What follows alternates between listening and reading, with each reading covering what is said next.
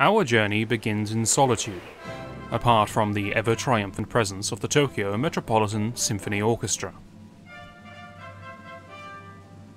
In a world filled with exotic beings undertaking exalted deeds, our attention is instead focused upon another. But for now, the wisest of men, with the widest of noses, are left to debate our hero's future. For he is but yet a babe, and oblivious to his part in this story. He remains secure within his mother's embrace. Her parenting skills are questionable at best, and soon she shirks her responsibilities onto another.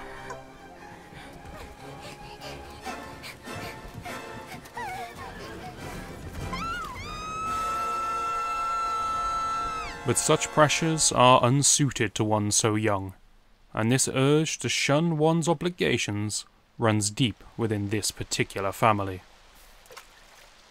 Cast aside, our hero is discovered by a dubious sort. An older man who, upon finding an abandoned child, decides to keep the youngster for his own.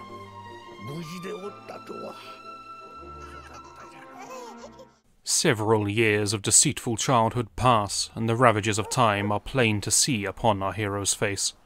In but a few short years he has aged two, nay threefold that of his peers, from an infant to a teenager.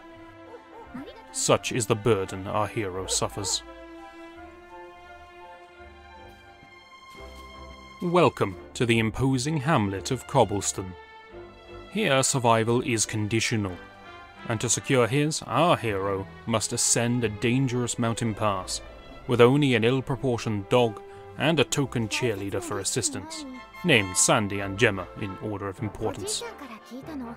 Their goal is to beseech the gods.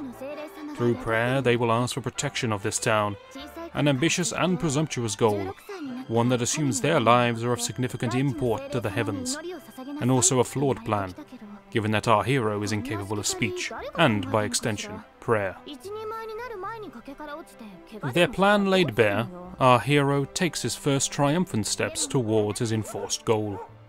But life rarely goes as one plans. Fiendish monsters bar his path. In overwhelming numbers, boasting an impressive aura, these adversaries gaze menacingly at our feeble crew. A lesser being would crumble. A lesser being would idly stand on the side of the battlefield, tossing worthless encouragement instead of striking out at the foes before them. Two heroes were forged this day, and may their legacy live on. Within the mountain's cave, our hero encounters a mental obstacle. A raised platform roughly at jumping height. He foolishly attempts to ascend the platform through jumping. An amateur mistake when dealing with terrain of this magnitude. Undeterred by these failings, he presses on, and in a cruel twist of fate, more enemies block our hero's path, separating him from his only true companion. Deep within his despair, he unearths dormant abilities that will forever boost his combat prowess. He realizes that he can swing his blade outside of battle. It boggles the mind merely hearing such words. To defy the turn-based terms of combat in such a flagrant way, it is sinful. But it is in times such as these, when we see who we truly are.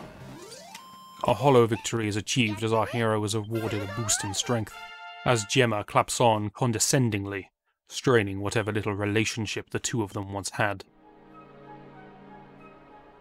Somehow, a small child has made its way to this point single-handedly. Suspicious stuff. But Gemma sees that he's in trouble and does what she does best. Gemma proceeds to stun everyone present by discerning that the glowing orange faces are in fact monsters, not fog. Impressive stuff. But prepare to be amazed. Gemma has yet another trick up her sleeve. She can hand people items. Perhaps 'twas a latent power brought about through this trial. Mayhaps she chose to hide this gift, for fear of how our hero would react. But those are mysteries for another day. For now, a small child needs chastising. With our hero's faithful hound, it is clear that this child will survive the ordeal. But without any meaningful backup, will our hero be able to push on to the summit? To reach the top of the tour, one must have substantial upper body strength. This is an attribute in which Gemma is sorely lacking, so instead she simply chose not to climb the vine. Onwards they press until the summit is reached, where the final trial awaits.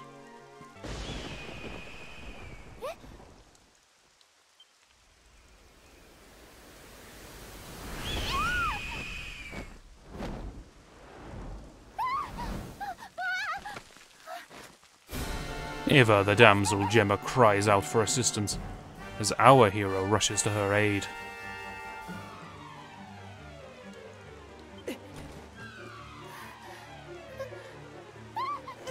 The tenacious creature launches a second assault. The justification to abandon Gemma lay at the forefront of our hero's mind. Finally, he would be free.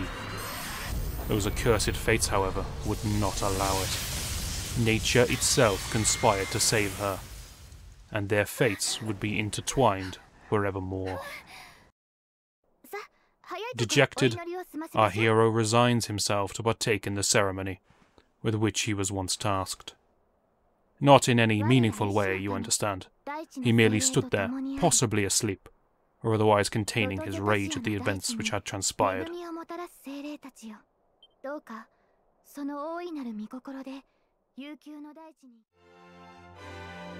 This has been but one tale of many from our hero's journey. This has been our voyage through the beginning of Dragon Quest XI. S.